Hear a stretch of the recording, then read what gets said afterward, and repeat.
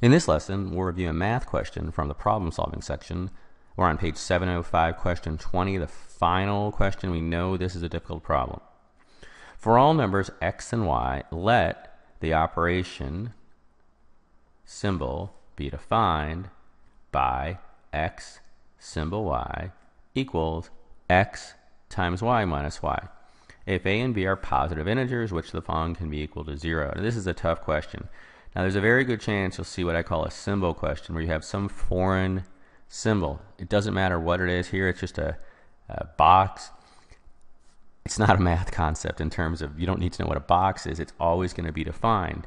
So the definition x symbol y is defined as x times y minus y. So whatever's to the left of that box is the x.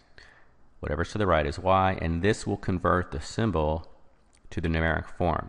And we're also given a condition that a and b are positive integers, and we want which of the following equals 0. Now, the second part, you don't really see that too much, but you have to understand the first part about converting the symbol into its numeric form. So let's just start with that. A symbol b. So you should recognize, right, to the left of the box is a, to the right is b. So instead of an x and y, we're just substituting an a and a b. So this one's not too hard.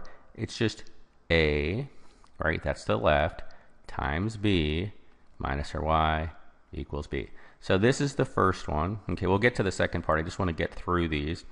How about the second one? Now, this is a little tougher. In this first one, we just had a single quantity, a, and that's x. But sometimes, single variable, but sometimes you have a whole quantity, and that makes it a little harder. So just keep in mind, whatever is to the left, this whole quantity is going to be the x. So the x here is the quantity a plus b. That is our x times y, which is just b, minus our y, which is just b. So we're going to multiply this out, and we would get a times b plus b squared minus b. So I know this is a little tougher. If you didn't follow this, you can always review the video, but this whole quantity is the x. So one more time. Now the left, the x is just an a, so that's not too hard. So it's just a. But now the b, the right side, or the y, is the quantity, just like we had up here. So our b now, our y now, is a plus b. And then remember, we have minus y, which is minus this right side. It's the minus a plus b.